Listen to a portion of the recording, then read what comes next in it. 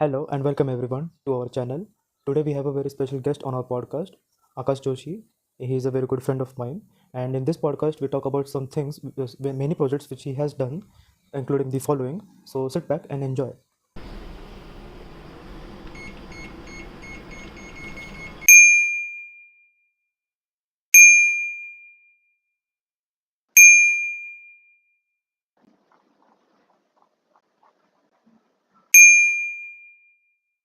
Dear ladies and gentlemen, I am your host Rohan, and today we have a very special guest on our first ever podcast. Please welcome Mr. Akash Amit Joshi, a very good friend of mine, and we are currently in our final year of our computer engineering degree. And over the past 3 to 4 years, Akash has worked with some very good programming projects and very cool technology such as Linux server management, Python and C++, and web dev and machine learning. So without further ado, let's welcome Akash. Thank you, thank you. So first question, why are you so toxic when you play Valorant? So for context guys, we play Valorant every day and it becomes very control freak when we play. So yeah, moving on. Next question. You don't Okay, get to answer. sure. Yes. So okay, a serious question. When did you first start programming? And what made you fall in love with it? And what inspired you to pursue the field the way that you have? Okay, so basically, when I was young, I used to watch some movies, English movies, because the Hindi channels were locked by my mom. So I had no choice but to watch English movies. Yes. So there was this Marvel movie of Iron Man, and it got me so intrigued by the fact that he built his own AI, built his own machine which he powers with an arc reactor, and that just made me quite intrigued to the programming. That's relatable because it's the same reason why I also got interested in engineering. I remember when I was in 9th or 10th standard, I first watched the movie Iron Man, and the way he developed his suits and actually I got interested in electronics and material science, but the fact that he made his own AI as well, that inspired me to uh, go into programming. So yeah, good to know that we have that in common. Yeah. You told me that Minecraft inspired you to make your own games. Playing a lot of games got you thinking about building your own games. Tell me more about it. So, like in 9th, 10th standard, me and my school friends, we made an Atorno server and we started playing on that server. So I was like, okay, how can we build games? I was anyways fascinated with Jarvis, the AI which Iron Man created in the movie. So that got me into games, into development, like into thinking curiously about all these things. So when me and my friends started playing Minecraft and all of that, it became a slow process of me being curious more and more and more, and that led to me getting a book of Python. So you said that you bought a Python book, Yeah. but you didn't learn much from it. You didn't learn from our college engineering classes as well. Yeah. You said you learned properly only from YouTube since 2022. Why is that? Well, I got the book in lockdown. I think it might be because the language in which the concepts were written in were too complex for me, because I did not understand English well that much to understand the exact concepts in. So I would have preferred if someone would have explained it to me in maybe Hindi or Marathi, but English right now it's fine. Next, for engineering courses, it sometimes I was not paying attention. Other times the concept was too simple to understand, and the lectures are just beating around the bush and all of that. Because of that, I did not understand much in the lecture. YouTube, well, I was curious anyways. I wanted to build some projects. I wanted to learn more about the technologies. So I just went on YouTube, searched the concept, okay, object-oriented programming in 1 hour. So then there was a free code camp video which I watched for. There were many videos similar to that. And then there is a 1 hour video. There are 12-hour videos as well. I watched I think the 1 hour video and I understood it relatively better compared to when I read the book. So for you, the most practical approach was watching videos and then building from. Yes. So you mentioned that you have used roadmap.sh since its inception, even when it wasn't famous. Yeah. Tell us a bit about it. So roadmap.sh, I don't recall exactly when I started using it. So as I was trying to understand more about a particular concept, okay, I in Python I learned the basic data structures. Then I started with the object-oriented programming. Then I was like, okay, is this it? But there are more things apart from this. There are iterators. Then there are many concepts, advanced concepts, which they don't teach it in our lectures or in the books. So I was like, I need a roadmap. So I just went on YouTube and Google that where can I find good roadmaps. And there was a video about roadmap.sh. When I started using that website, it just had a few roadmaps. Like there will be a C++ roadmap, there is a Python roadmap, and then there was a front end roadmap. Currently, they have quite a lot of roadmaps. Like users can add their own roadmaps for particular niche fields which they have interest in. Then you can find from n number of roadmaps right now, and there are many of them which are AI generated as well. Okay, so do the users submit those roadmaps, or is there a review committee? I have not explored that yet, but when I was just watching it, so let's say for a Python roadmap, or even better, a computer science roadmap. Okay. First is select a language. So there are multiple languages sections given there, and when you click on that, there is a respective video or an article for that particular concept. So let's say I want to learn sorting algorithms. Then there is bubble sort, insertion sort, quick sort. All of those algorithms are there in a flowchart. And once I click on it, there are multiple videos, articles through which you can just understand them. So there are some few minutes videos, there are an hour-long video, etc. Then there are articles as well. I have not seen any research papers about it, maybe because the concepts don't have much research paper or much research done in it. So, and also, since it's a roadmap, you can just cross it out once you are done with it. Okay. And So it like saves a your to-do history. list. Yeah, it saves the history as well. So once I create my account and I bookmark this roadmap, I can just check it out once I'm done with it. Currently, I'm doing that only. Personally, I have never used roadmaps, but since you mentioned, I Yeah. think it's quite powerful for the learning. Yeah, you can. There are many roadmaps for machine learning, DevOps, then front end, back end. You name it, there might be a roadmap for it. Okay, nice. So you started online classes for object-oriented programming for Python and C++. Yeah. Which classes would you recommend are the best for learning about coding? I did not classes. I did not. Udemy classes or For Udemy, I referred to a Udemy course for web development, not for some programming related. I understood the concepts of object-oriented programming through videos only. I referred the course of web development bootcamp, full, complete, comprehensive web development bootcamp by Angela Yu. Like it had front end, back end, version control, and she also added the newer concepts like Web3, blockchain into it. Web3. Have you ever explored that? Well, it was in coursework, so I understood a bit of it, but I Do you haven't think not. it's important? Because personally, I think it's overhyped. Like the cryptocurrency part of it, I think it is overhyped. Maybe it can crash, but you don't know because everyone is very hyped about it, so maybe it can increase. It's quite volatile. Okay, it's a new concept, right? So you mentioned that 90% of your earlier projects were in Python. Yes. What things can you tell us about Python which you personally like more than other languages? Personally, I prefer Python more than any other language. Yes. But, Well, Python is definitely one of the easiest language to learn because there are simple inbuilt functions which you can use which C++ or lower level languages don't have them.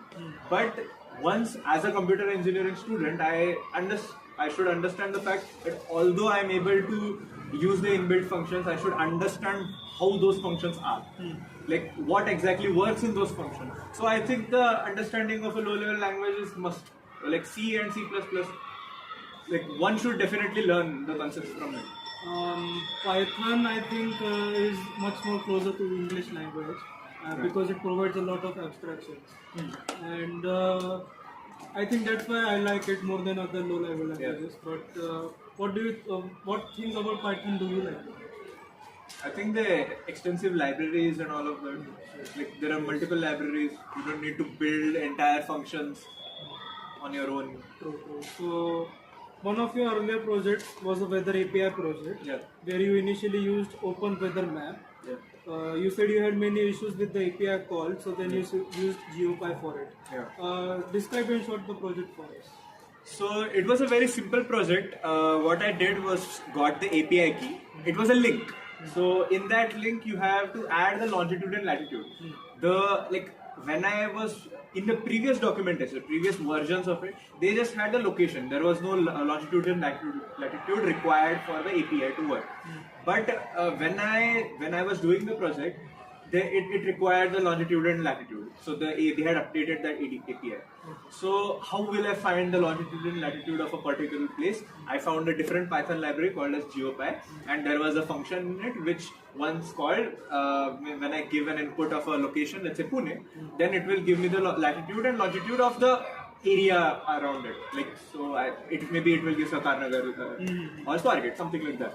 And based on that, then I stored it in a variable and then I formatted it into the API link. Once that is done, I just called it.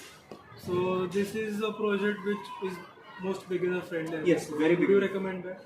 Yeah, I think if you want to understand what APIs are and how APIs work, along with how you can build it on your own, then I think it's recommended. If you are able to add a UI to it, that is well and good. Maybe you can use Flask or Django. Okay. So some other projects which you have worked are Sudoku solver.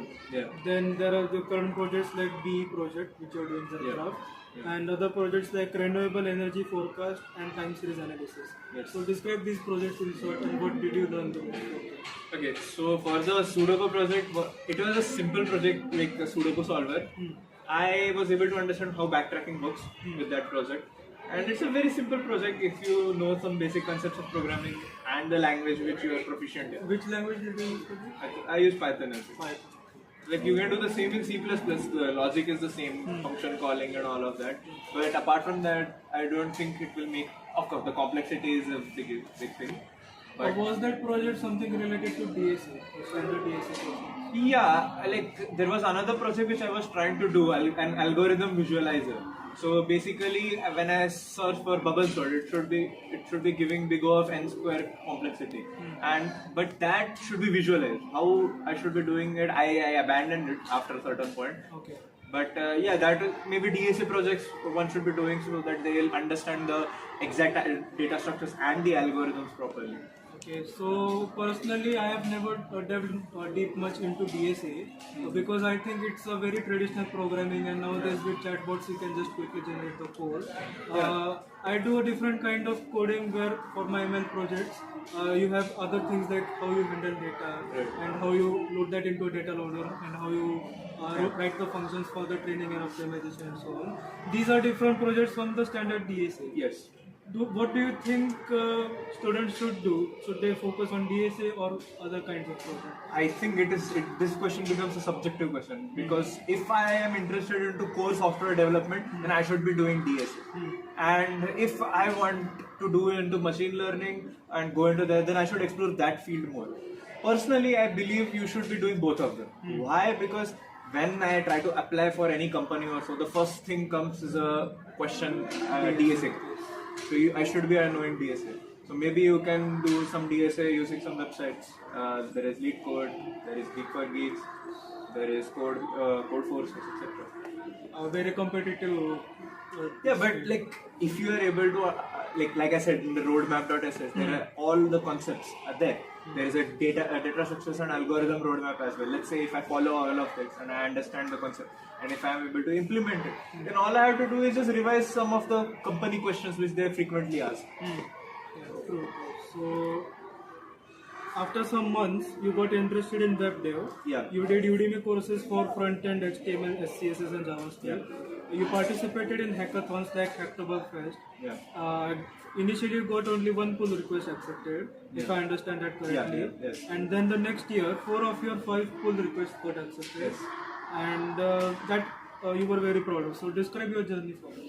Okay, so I switched to web development because I thought I was confident in Python. I thought everything is done, but that was not the case, which I realized later. And then in the departmental committee, I was a part of the web team. So I anyways had to start learning about web development. I had some interest in it as well. Although it was minimal interest, but yes, I had it. So, What aspect about web dev did you like the most?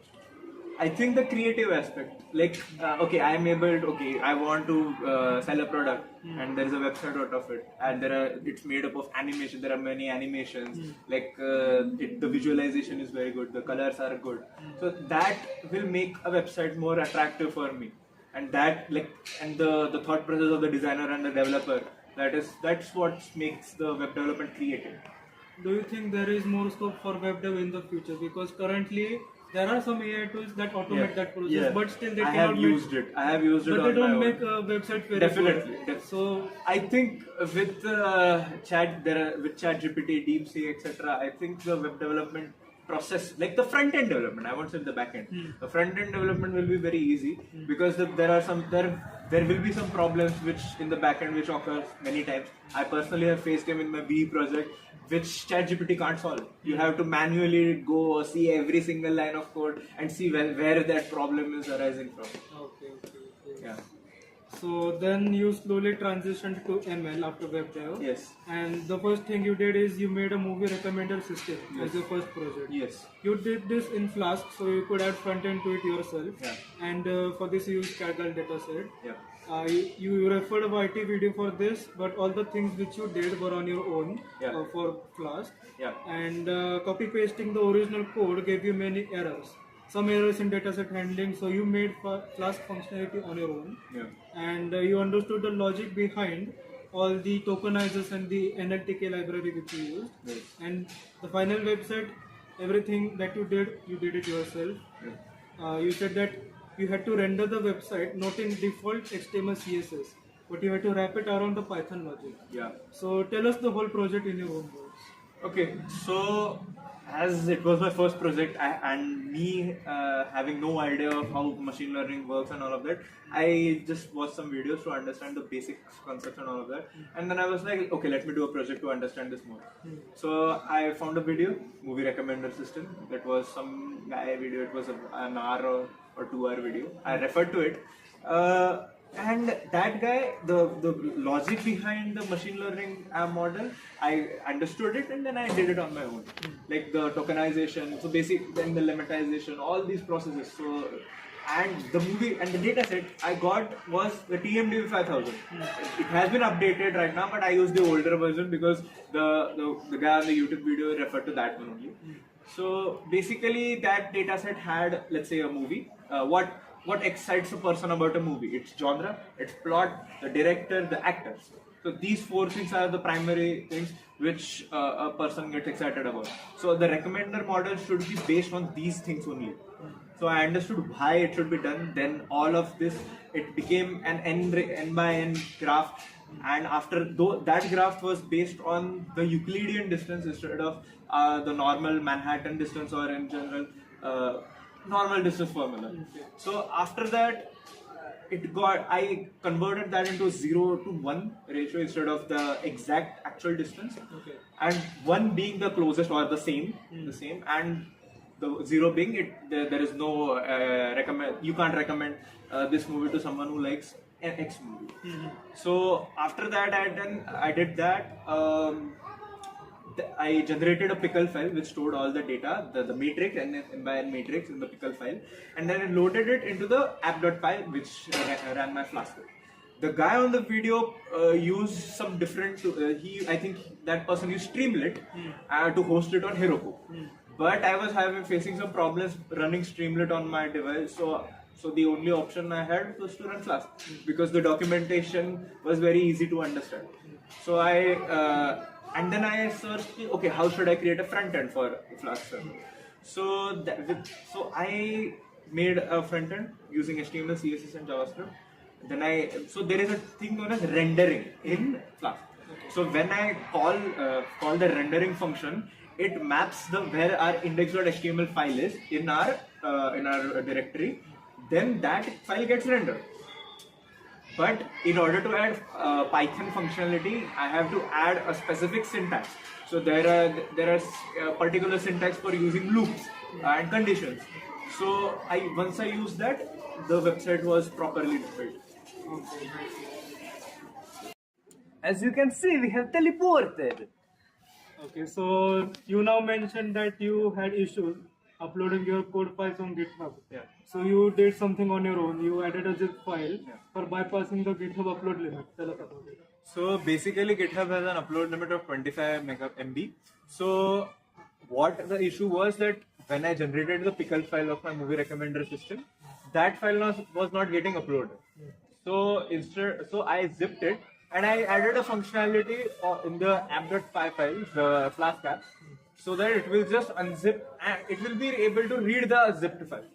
So with that, the size of the pickle file got reduced, the zip file was reduced, and because of that, I was able to upload it on GitHub. Okay, nice. So now let's move on to the real fun stuff. Both of us have worked with Proxmox. Yeah.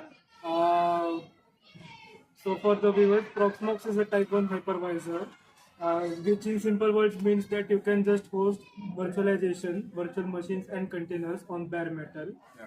So You are also able to isolate your RAM cores. yes, And so instead of storage. using VMware or VirtualBox, which is like an extra layer of abstraction, you just host it on bare metal. And let's talk about what you did first, how you got interested in it, and how you began the Proxmox study.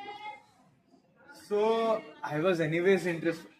Well, I was exploring quite a lot of things during like last year, and there was also a session on DevOps in our college. So I attended it, and during that session, a friend of mine, Tavish, told me about this Proxmox setup and what he was doing. So I was saying, you know what? Let me also try it. I have an old laptop whose display does not work, so why not? So I got it. I got the laptop, and I tried to tinker around and install Proxmox. There was some errors initially, but then I realized the error was that my RAM limitation. Yes. So luckily it was DDR4, so I was able to add 16 GB RAM in my laptop. So after that, all things were smooth.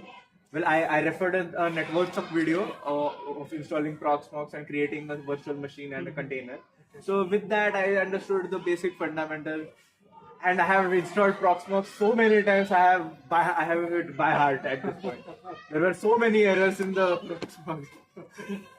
So you did work on setting up Cloudflare tunnels, Yeah. Tailscale, Docker, Yeah. and Nextcloud. Tell us about that. So the first reason I set up Cloudflare was that I wanted to access my server remotely. I watched another video of NetworkSuck, where he set up a Cloudflare tunnel, and with that he had a domain. Along with that, he was able to he was able to access his server from anywhere. But then I realized that was a mistake of my own, where I should not have done that. Then I set up a VPN known as Tailscale. Because you should keep it private. Yes, because I should keep it private because it's my server, and if anyone who can access it can access my network, and that raises privacy concerns. So I installed Tailscale, and with that I am able to access my server remotely from anywhere. The fun part about Tailscale is that it's a VPN hosted on your own server.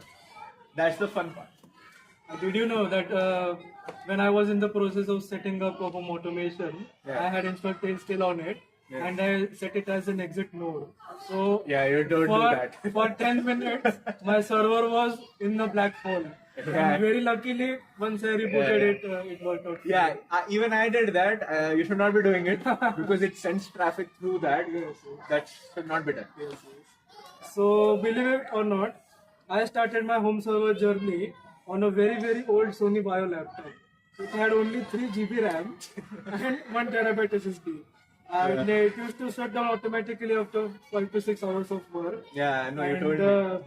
But within that tiny window, I used to do a lot of fun experimentation. Like I explored many Linux instances like Kali Linux for networking and hacking, Right. or Arch Linux because there's a meme in the Linux community that I also use Arch Linux. Yeah. The whole manual installation process. It's crazy. It's crazy. Yes.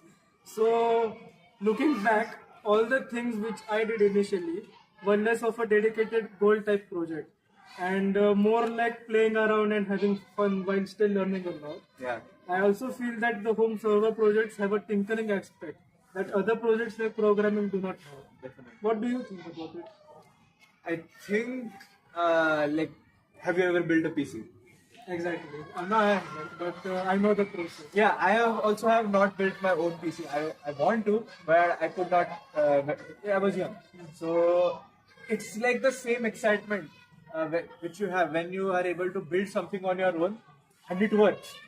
It works as intended. You are able to get the output which you expected, and it just gives you so much happiness. It's like finally, after hours and hours of doing research, tinkering around, finding solutions, watching that one video, one YouTube video having 10 views for a specific problem, and that problem gets solved by just rebooting it.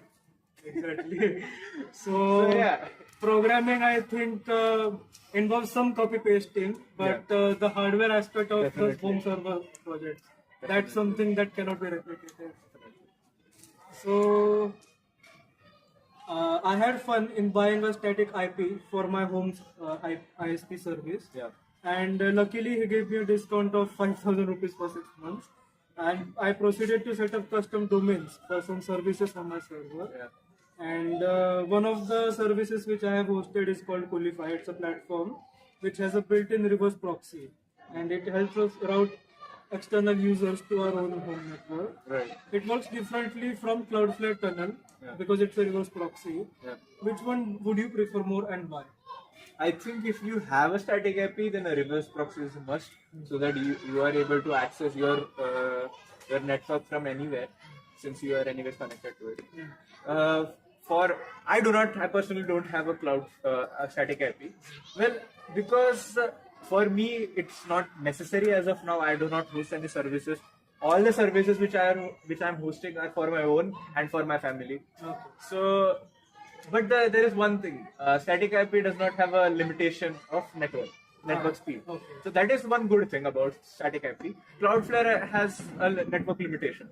So maybe if you are doing some critical tasks, which you have services which are critical, then a static IP is a must with having a reverse proxy. The Cloudflare tunnel thing which you mentioned, Yeah. does that have a limit, cap limit of the data that you're uploading, or the bandwidth of the network speed? I think it is 10 Mbps is the max speed in which the data transfer speed. It's the data transfer speed of that. Oh. Due to unforeseen circumstances, we have teleported once again, as you can see. So moving on.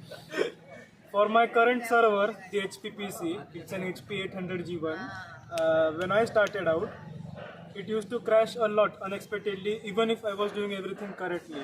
I thought that I was maybe missing some setting in Proxmox like hibernation or sleep or some other software setting, or maybe the issue was networking, or maybe the VMs were causing overload on the server. However, after many months spent in frustration, I finally found the main cause, and it was because of a faulty RAM stick. Once I replaced it, everything went back to normal. So the main issue was hardware. Did you face similar hardware issues on your own side? Yeah, like when I installed Proxmox for the first time, my old laptop had 4 GB RAM, but I thought it will work, but my VMs were getting overloaded, and the laptop was sleeping, hibernating as well. So I just changed the sleep configuration file of the sleep setting, and I stopped it from ever sleeping or hibernating, and it just powers off once battery is dead, and it wakes on power on as well. Okay. And after I upgraded the RAM to 16 GB, now it works perfectly. Okay. Yeah. You said that you had a hard disk connected via USB to your laptop server. Yeah, don't do which that. had issues. So you proceeded to manually break 3 hard drives. Yeah. So you could add SATA yourself. Yeah. Describe your thought process behind such reckless behavior. Okay, firstly, you should not be connecting USB.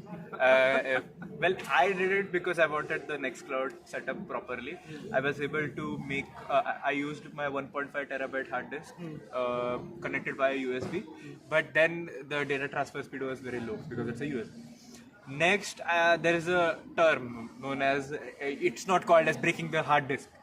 It's known as shulking. Okay, remember that. Okay. so, Shulking. So, shulking is basically you break the case, and it is just the SATA port is just there, and you connect it via SATA cables. Like the SATA power splitter and the SATA data cable. That directly gets connected through the motherboard and the power supply, which makes the speed fast, data transfer speed fast. You then hunted for a new PC which Yeah. had legacy BIOS issues. You had to refer to, you mentioned this, you had to refer to videos which no one has ever seen. And tell us a bit more about it. Okay, so well, I had an old server PC. Like my uncle had an old server PC. It was a 10-year-old PC, HP Proliant, that the PC's name is. It had Gen 1 Intel Xeon processor. Okay, not bad. Yeah, Gen 1? Gen 1. No, I'm not sure about it. No, like there are 4 or 5 generations only, and Gen 1 is very old, like 10 or 15 years old. So, so that was one of the biggest mistake. Like I referred to quite a lot of videos, though, and the first problem was that Proxmox was not running properly. Okay, why is that? I think there was some BIOS issue only. Like the legacy BIOS cannot have maybe some virtualization property. Although Xeon processor was having virtualization, but the BIOS was having issues only. I was unable to work properly up with it. Okay. Then, so instead of that, I used it, and also I shulked my hard disk for building a NAS, which is a network attached storage, and since I just had that old PC, I wanted to make it a NAS server on its own. So instead of adding a Proxmox as on bare metal and then virtualizing TrueNAS on it, I just installed TrueNAS scale on the bare metal. Tell us what you did with TrueNAS. Okay, so TrueNAS is an open source tool which I used so that I am able to create data sets. It is known as data sets in TrueNAS. I created a data pool, which people generally call it as tank, and so that it will connect all the hard disks. It will act as a single hard disk only, or a single storage device. So the main purpose you explored TrueNAS was because you wanted to pool together multiple hard drives. Yes. Did you want a lot of storage with it, or was there something you wanted to experiment? Well, I used all the old PCs and laptops which I had, all the storage. I shulked many of them. I just removed the hard disks of old laptops and connected via SATA. As it was a server PC, not just a normal PC, it was a tower one, and it had RAID 2 configuration before. I changed it to normal, and I changed the configuration to RAID Z1 from TrueNAS while creating the pool. Okay. So I used all the hard disks which I had. I got a SATA cable and a power splitter to add more of the storage devices through the motherboard, right? So with that, I was able, once I added all the storage devices, I wanted to create once I thought I created a NAS, it did not work properly, but I wanted to a Jellyfin server, then a Nextcloud server, then I wanted to read mangas, then I wanted to store my photos as a drive as well. Okay. So, well, the biggest issue I had while creating the NAS was that the legacy BIOS issue. Like, I was not able to use it properly, and it was so frustrating at times that I wanted to just rip it all apart and start from scratch. And I did it many times as well. Right now, it did not work properly, so I just have stopped that server, and I am in hunt for a new PC with something with UEFI BIOS, not legacy. Okay. Personally, when I want to store something, I want it on a fast basis. I want to access it. So I just use a Nextcloud instance on one Ubuntu VM. That solves all my storage problems. Right. So I do not prefer NAS for that. So would you prefer Nextcloud or would you prefer NAS for yourself? Well, in Nextcloud, you are also able to add a NAS on your own. Like, there is an administrative setting where you can add external storage to it. So what I did is that I have my old laptop, and what I had planned was that I will run the Nextcloud on my container. I did not use a VM, I used a container, and it runs properly. And on the Nextcloud instance, I will connect an external storage. That is my NAS. So I do not need to create use the storage devices, add those storage devices in a VM or a container, and then I am able to use it easily. Like this is a very different approach compared to what you are doing. Okay, But okay, I got think that one will be better for me because I only have 16 gigs of RAM in my old laptop, and for server I am hoping I'll get at least 16 or 32. Okay, okay.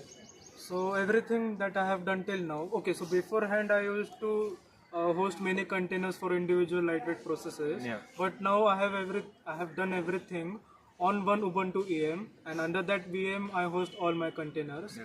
But I feel that you use multiple containers. So would you prefer just one VM and then on top of that everything else, or multiple separate Like instances? I think it depends upon what service you are trying to host. If you are hosting multiple services for multiple users and all of that, I think a VM will be better. Like you are just creating like it's proper, and you are able to change it easily. You are able to you can give access to others. Although container is also able to do the same, but I think for certain things, like let's say Tailscale, I will always have Tailscale in a separate container. I will always have Cloudflare on a separate container only. I won't have it on the same container as my VM. So, and if I have, let's say I have multiple websites, if I want to run using Docker and NGINX, so I will maybe use Portainer along with in a Docker VM. So that will be way better compared to, let's say I am hosting other services for me. Okay, okay. So most of the things which you have done on Proxmox, you have done for your own use. Yeah. And the service which I currently have under my startup, I am offering it for external customers as well, Yeah. using Cloudflare tunnels. Right. So do you think that other people like us can similarly build a server and they can host these kinds of services for customers, or do you think that Proxmox should be an individual thing for your own personal benefit? I think if you want, you can just make services for others. Do you think it has scope for production level? Yeah, I think there might be some like, of course, if you have the necessary hardware for it, you can make it as in a production software, production. Like people anyways use Ubuntu servers. So let's say if I am a hosting company where I am trying to give out services, so that I'm giving out instances for you to use, then I can just create. Okay, a customer calls me. They are saying I want a Kali Linux instance, 8 GB RAM, 128 GB space. Yes. I can just give it. Okay, you can just spin it up for Yeah, I can just make it on my hardware. I can make it on using Proxmox, and I can just give it. I don't need to isolate the entire device, the hardware, physical hardware, on its own. I can just use an instance in Proxmox. In the near future, if you buy a new PC, let's say, would we be seeing such stuff from your side, any production level things? Right now, yeah, maybe I think in the future. Right, currently I'm setting up Nextcloud for my cousins and all of that. Like they also are in dire need of storage. My hard disks are coming. Once I am able to set up my NAS and put it in the Nextcloud instance, then it will be perfectly fine. Okay. In the future, I am planning once if I get some ideas, like some business ideas, if I am able to solve some problem, I will self-host it. I am anyway self-hosting my own projects. So like my portfolio website is self-hosted. It's on a container. Then I'm also making inventory management app for my own. That's great. That's Yeah, really so great. and I am trying to self-host it as well. Like how will it work? You have self-hosted a search engine called CRNS, Yes, right? yes. So when I installed Tailscale, I subscribed to their channel, and like 2-3 months ago they uploaded a new video. So why use Google search when you can use your own? Yes. So it was a Tailscale video. So there is a search engine known as CRXNG. So you can just use it. So instead of searching it on Google, you're using CRXNG, and that will give you a summarized info of every search which you can get using many search engines. Like there is Yahoo, there is Google, there is Bing, etc. Firefox, Yes, yeah. yes. So, for some weeks instead of Proxmox, I installed Ubuntu version directly on my main server. Yeah. But this approach is not recommended because if the system crashes, everything crashes. Right. Whereas only an Ubuntu VM crashes, we can easily and quickly replace it and install a fresh version. What do you think about this? Like if you're using for your personal uses, I think it does not matter much if your instance crashes. You can just fix it up later on when you are free. But if it's in like if you have money involved, it's business. If it's affecting business, then I think it is way better to have a Proxmox having a VM instance, so that if by chance because some power failure, because some data corruption, where VM fails, it is you can just create a new one. Okay, so I think that's it. And thank you very much for joining. Yeah, our thank you. podcast. It was fun for Yes, me yes, as it well. was very fun. Yes. So Yeah, the teleportation was definitely fun. exactly. So bye, guys. Bye bye. Gopre. Passing the GitHub upload limit. Tell us about it. As we can see, we have a guest. Hello. Hello. Hello.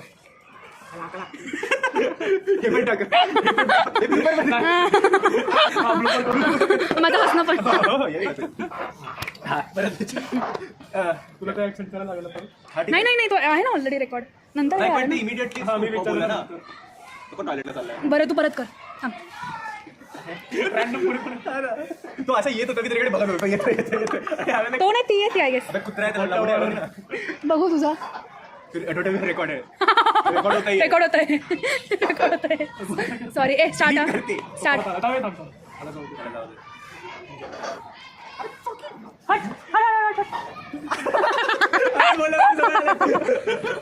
बाबा जा विचित्र प्राणी. हे कुत्र्यांना असं नाही करायचं bye चालू आहे? चालूच आहे.